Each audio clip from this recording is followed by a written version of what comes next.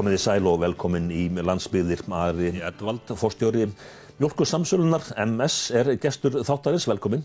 Takk. Kúabændur, mjólkurframleiðendur eru það bil 600 núna á landinu. Þeim hefur fækkað, búin hafa stækkað. Svona fljótt á litið, þetta ekki hagstætt fyrir MS? Jú, og bara fyrir samfélagið. Það bara orðið mjög mikil hagræðing í mjólkurframleiðslu, bæði hjá kúabændunum. Þegar ég var í sveit 75 og áfram, þá voru þeir yfir 3000 kúabændurnir. Núna eru þeir 565. Þannig að hagræðingin hefur verið metin 2% á ári, sem svona tvöfalt það sem að meðaltali í atvinnulífinu. Þannig að hlutirnir hafa verið á fleygi ferð. Meðalframleiðslan komin í 270.000 lítra, sem til dæmis 100.000 lítrum meira per bú heldur en í Noregi. Þannig að þó okkur séum langt frá Danmörku til dæmis, það sem eru 2 milljónir lítra að meðaltali, þá þetta orðin mun hagkvæmari bú en voru. Það hefur líka minnkað ríkisstuðningur. Þú veist, ég bara fara yfir það núna fyrir stuttu að raungildi þá hefur styrkur frá ríkinu til mjólkurframleiðslu minnkað og núna bara nokkrum árum 18% og 35% ef það per lítir mjólkur því að framleiðslan hefur verið aukast. Og til dæmis af tekjum kúabænda þá eru 35% sem eru frá ríkinu, en til dæmis í Bandaríkjunum þá það hlutfall 45%. Sem að veltu kúabænda sem eru opinber stuðningur, sem hagstæðara landbúnaðarland en Ísland. Þannig að MS telst vera tiltölulega stórt fyrirtæki á íslenskan mælikvarða. Það góð blanda að framleiðendur eigi síðan framleiðslu fyrirtæki og sölufyrirtækið? Já, ég held það, og þetta náttúrulega mjög algengt form út heiminn og sölusamstarf bænda. Og bændur hafa farið þessa leið. Þetta náttúrulega viðkvæm vara mjólkin og erfitt fyrir hvern og einn bónda að eiga markaðsmál eða slíkt. Þannig að þeir hafa snemma farið í þennan farveg að vinna sameiginlega að sínum málum, að mjólkin sé sótt og varðveitt og gæði séu tryggð og þessi samskipti við markaðinn. Þetta algengt form og rótgróið. Mjólkursamsalan stendur nú á gömlum merg. Fyrstu félögin stofnuðu fyrir 90 árum rúmum sem hafa runnið inn í mjólkursamsöluna. Ef maður lítur á mjólkurneysluna, þó kannski bara í Evrópulöndum, hún miklu meiri á Íslandi heldur en bara víðast hvar. Við erum allstaðar í efstu hæðum. Þetta eru þessi flokkar, ostur eða drykkjarmjólk og svo framvegis. Per íbúa þá erum við alltaf í fyrsta, öðru, þriðja sæti í öllum flokkum í neyslu á mann. En að því vorum að tala þetta sölusamstarf bænda, þetta náttúrulega gríðarlega viðamikið innviða verkefni í okkar dreifða landi að sækja mjólk á öll bílinn og tryggja meðferð þessara viðkvæmu vöru. Og til dæmis bílar mjólkursamsölunar, þeir fara í 80.000 heimsóknir á ári á kúabúin. En ef þú myndi bara horfa á þetta allt saman sem hagfræðingur, þá væri sjálfsagt bara einfaldast að hafa bara allt saman á sama punktinum. Ég veit það ekki, það var nú einhvern tíma kannski talað þannig að líka bara varðandi Íslendinga, þeir ættu allir bara að búa á einum stað, en ég held að það hafi nú margvíslega þýðingu að vera dreifður landið og halda því í byggð. Það væri kannski ekki mikil ferðamennska, til dæmis utan höfuðborgarsvæðisins, ef öllu hefur verið safnað saman þar á einn punkt.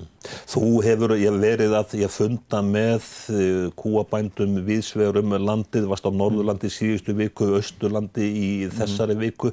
Hvaða boðskap ertu nú að flytja framleiðendum?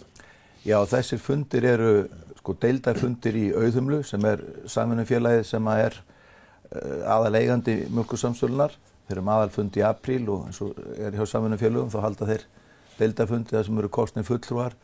Og ég hef sótt þessa fundi síðan ég byrjaði fyrir 4 árum og að kynna hvað helst á döfinni hjá mjólkursamsölunni, bara og reksturinn á síðasta ári og svo framvegis. og þetta mjög mikilvægt fyrir mig auðvitað að hitta hátt í 400 bændur sem að mæta á þessa 11 fundi. Það gefur mér mjög mikið að vera í beinum samskiptum við framleiðendurna. Mjaltaþjónum, róbótum hefur fjölgað mjög mikið á undanförnum árum. Ef ég veit rétt þá eru róbótar núna á það bil 200 búum. Þetta er mikil hagræðing og einfaldar ýmislegt hjá ykkur í MS. Já, það bara gott fyrir okkur að hafa góða og trausta framleiðendur og svona fyrirsjáanleika, en ég held að aðalega þá síðan og þannig að þessi mjaltaþjónavæðing og önnur tæknivæðing sem eru þetta í kúabúskapnum eins og við annar staðar í atvinnulífinu, hún hefur gert fólki kleift að stækka búin og að fjölskylda geti haldið utanum 60 til kannski 120 kúa fjós.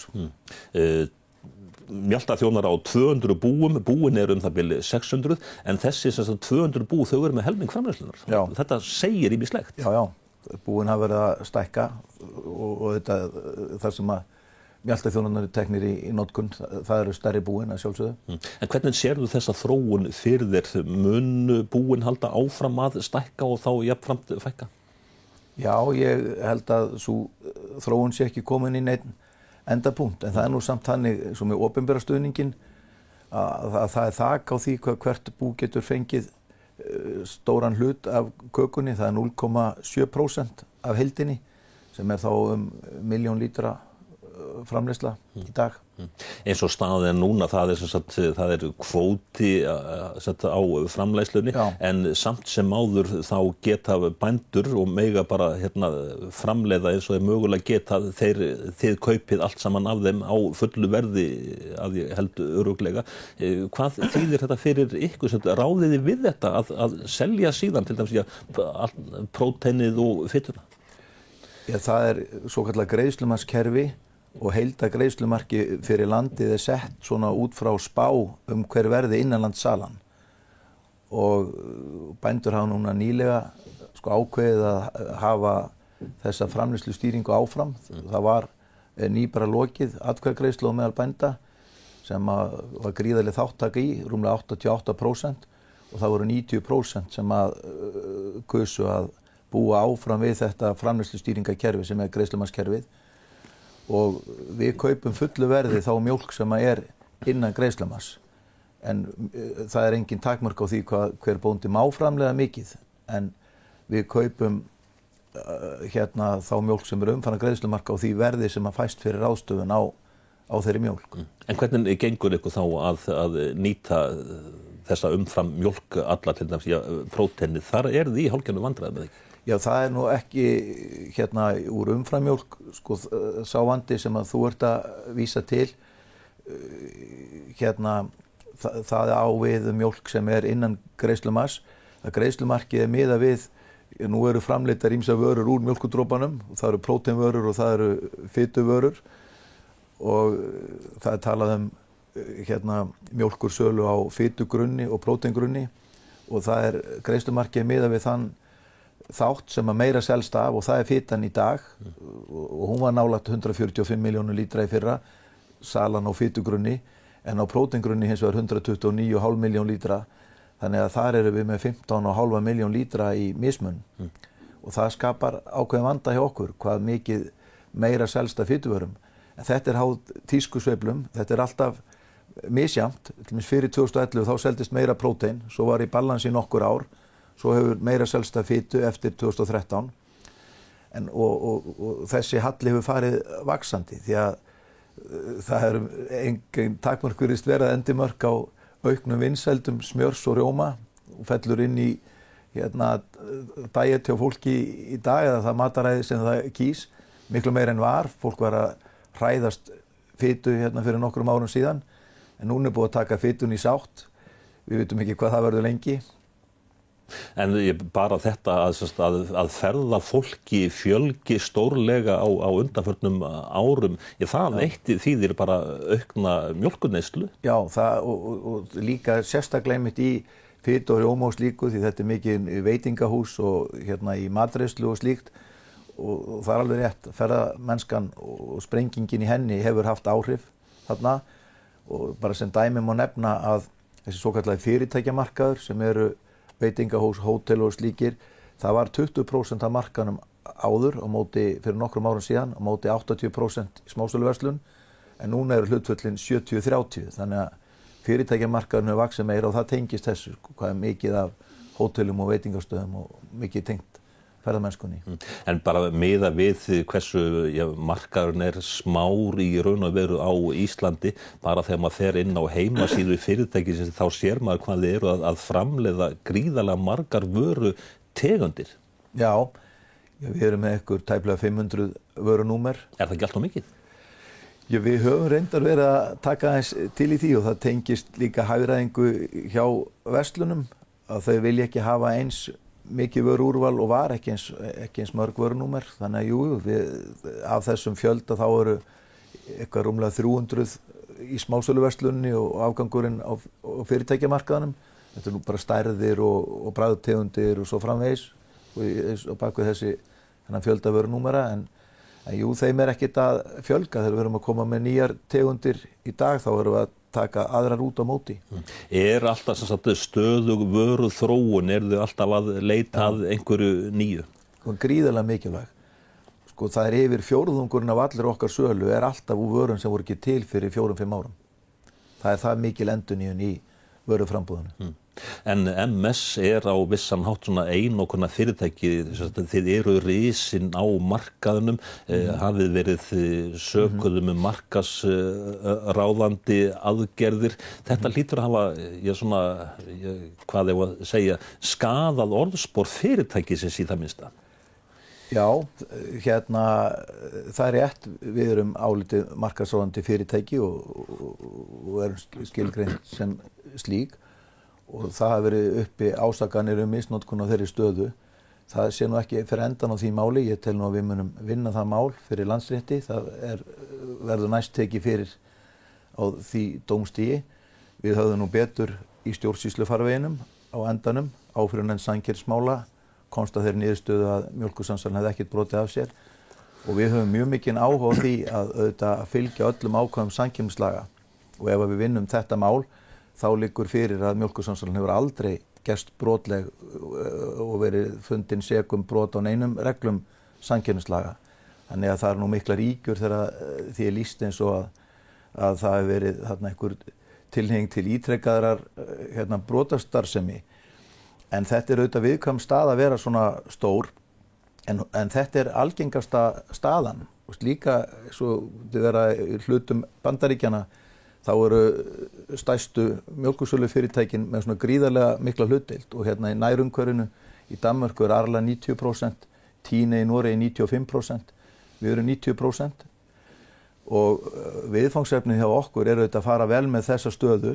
Við erum að vinna með lögfræðifyrirtæki að því að greina alla hættu á að vera rangstæð í þessum málum og halda námskeið fyrir starfsfólkið eftir svona samkeppnisréttar áætlun þannig að til að tryggja að við séum að koma vel fram og við viljum líta svo á að þessi stærð eigi að vera öðrum til aðstoðar sem vilja vera í mjólkurframleiðslu og nýsköpun og vöruþróun.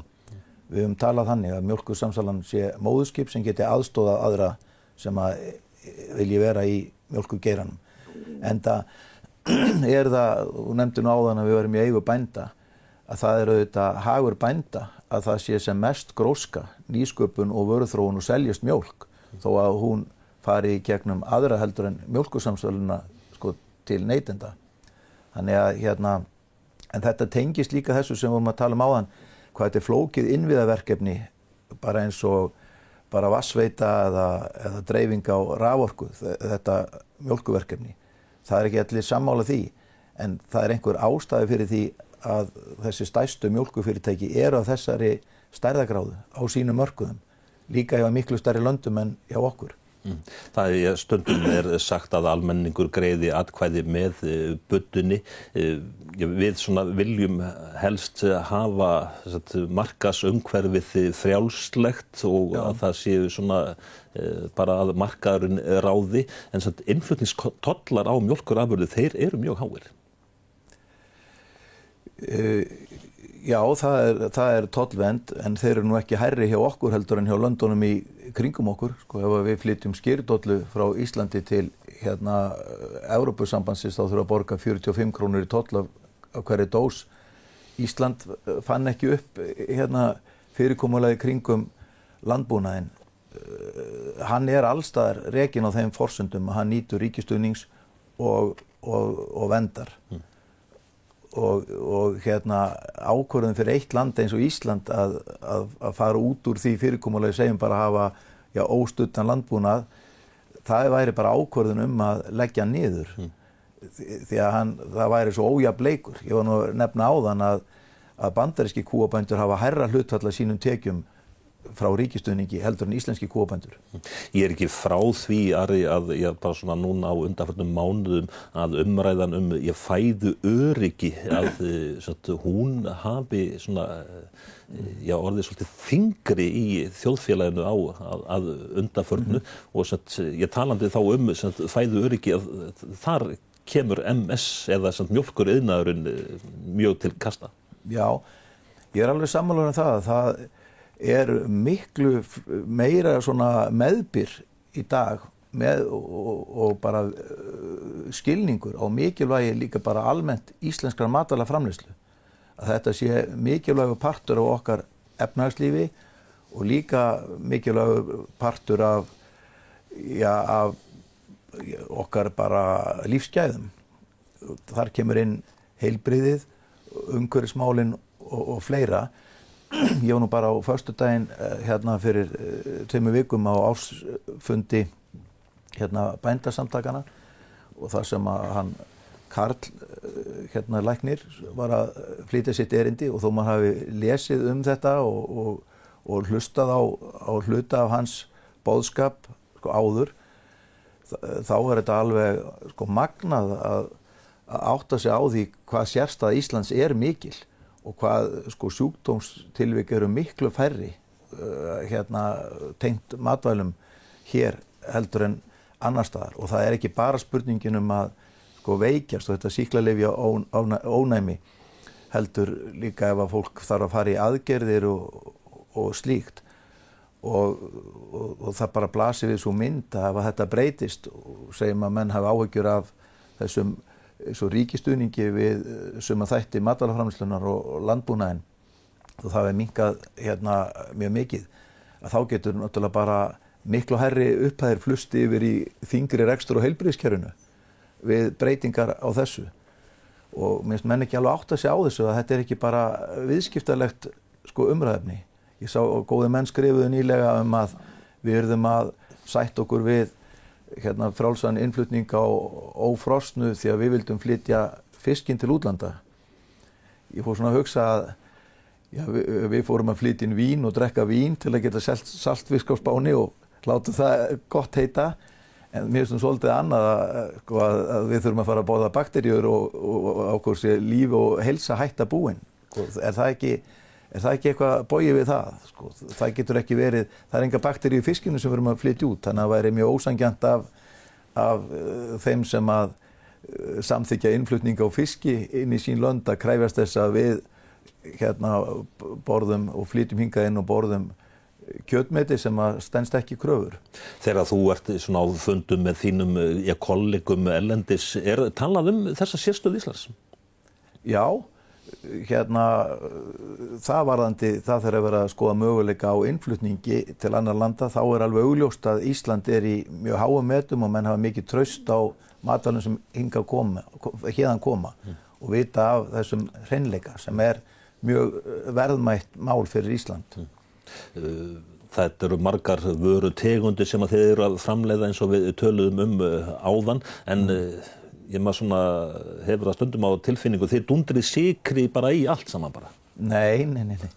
En það alveg rétt yfir það mætti halda það umræðun eins og hún var. Það eru flutt inn til Íslands 15.000 tonn af sykri á ári. Þegar mjólkursönnsalan kaupir kannski rúmlega 200 tonn. Við erum ekki meir en 1,5% af sykrinum og með umfangið á okkar matvælaframleiðslu þá þetta lítið með við marga aðra aðila. Sko mest af sykrinu sem að Íslendingar neyta, viðbættum sykri, hann úr allt öðrum vörum en mjólkurvörum. Hann bara úr salgæti, kökum og keksi, söfum og gosdrykkjum. Þannig að þar neyslan, sko, meira en 92% af allir mjólk fer í vörur sem ekki neitt sykur settur í. Þannig að þessi umræða var nú alltaf skökk, en undanfarin ár þá hefur verið í stöðu átaki að draga úr sykri í uppskriftum og bjóða upp á valkosti sem eru ekki með viðbættum sykri. Stundum eru sætuefni og þetta náttúrulega í þessum bragðbættu mjólkurvörum þar sem að ræða sykur eða sætuefni. Og til dæmis í skýri með ávöxtum, þá núna 65% af sölunni þessar kolvetnisskertu tegundir, það sem ekki viðbættu sykur heldur sætuefni, 35% í sykruvara, en við höfum dregið úr sykri í uppskriftunum 20% á undanförnum 6-7 árum. En bara skólajógúrtin og allt þetta, sem sagt, það ekki bara einfaldlega vegna þess að markaðurinn bara vill sykur? Jú, að það hefur auðvitað verið þannig og auðvitað framleiðum við vörur sem að sko fólk vill kaupa. En lykilatriði að við bjóðum upp á hollustu valkostina og að umbúðir séu skýrar það hvert innihaldið þannig að neytandinn á valið. En til dæmis að því var að tala skyr með ávaxtabragði, þá erum við að koma núna með tegundir, það verið að gera tilraunir, það sem hvorki viðbættu sykur né sætuefni í skýri með ávöxti. Og það með ýmsum aðferðum sem hægt að ná þeim árangri. Að það sé með sé frábærlega gott þó að sé hvorki sykur né sætuefni. Það gert með því til dæmis að gera vörun laktósalausa þó það sé ekki áhersluatriði nema því leyti að það dregur sætubragði betur fram, bara mjólkursykurinn sjálfan sem í mjólkinni og setja fitu eins og við nefndum áðan, það ekki sömu áhyggjurnar af því, kannski hafa skýrið 2% feitt, þá getur á móti sleppt sykri og svona, þannig að við viljum hafa valkosti og það hefur orðið gríðarleg breyting í nú þegar og verður áfram. Þú nefnir skýrið sem að bara Íslands skýr orðið þekkt ansi víða. Þið, sem sagt, þetta orðið bara virkileg útflutningsvara eða hvað? Já, þetta bara skýrið tískubóla í mjólkurvörunum.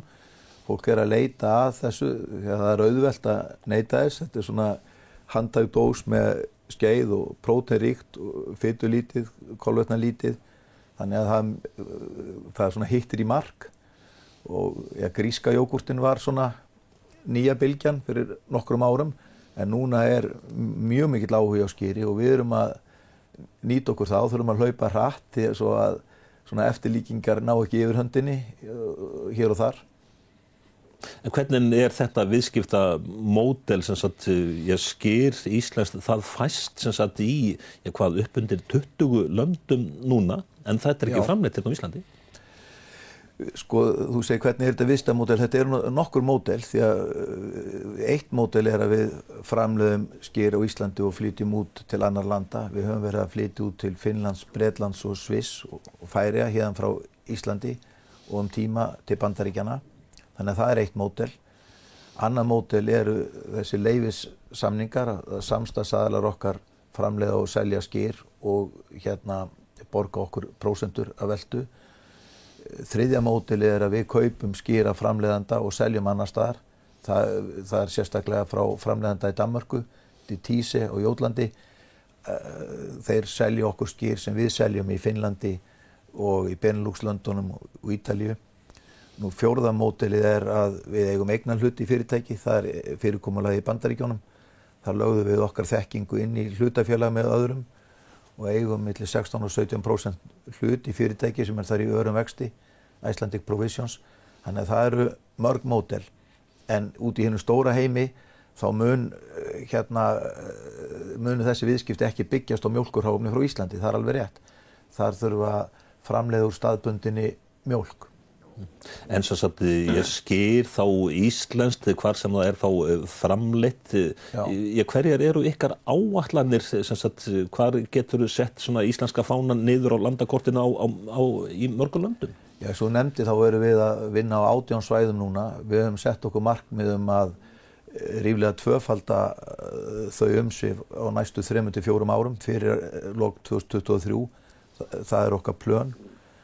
Þetta hefur gengið mjög vel og hratt og við erum komnir á stað víða svo að það sé enn þá á frumstigi bara á síðasta ári og fram á þetta verða að bætast við hérna stór svæði.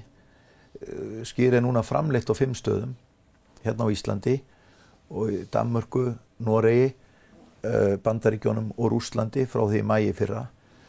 Í ár munu bætast við 3 staðir, Bretlandi, Ástralíu og Japan og væntanlega í Kína árið eftir að minnstakosti. Þannig að við reynum bara, við höfum skráð vörumerki okkar allan heim, IC Skyr.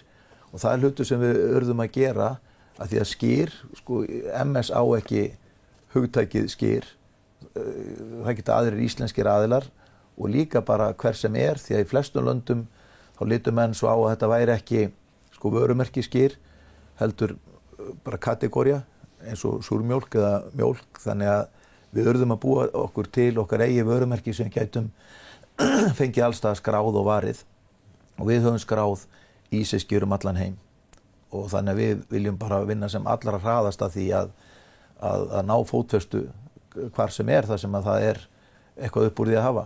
Þetta svona stóra viðskiptatækifærið? Já, því að íslenski markaðurinn, þó við séum stórir hérna, hann kannski ekki að fara að stækka neitt gríðarlega og afkoman af honum mun heldur ekki færa okkur einhverja gríðarlega afkomu. Það hefur nokkuð verið í fréttum að afkoman í mjólkuriðnaðinum hefur verið mjög slæm og samfellt taprekstur frá stofnun mjólkursamsölunnar í núverandi mynd. Þannig að minnstakosti hefur þessi sterka stað á markaðnum ekki verið nýtt til þess að skilja fjármuni eftir í þessu fyrirtæki. En við höfum sett okkur markmið að standa okkur betur að þessu leitinu og hafa arðsemi eigin fjár viðunandi 5-6% á ári arðsemi eigin fjár. Það er lægra markmið en ríkið hefur í sínum fyrirtækjum eins og í orkufyrirtækjunum, þar sem menn miða 8%. En mín framtíðarsýn í þessu að innanlandsreksturinn verði í lagi og verði réttu megin við núllið en tækifæri til að búa til meiri verðmæti fyrir eigendur mjólkursamsölunnar, það á þessum erlenda markaði. Ari Edwald, forstjóri NMS, þakka þér fyrir spjallið. Takk.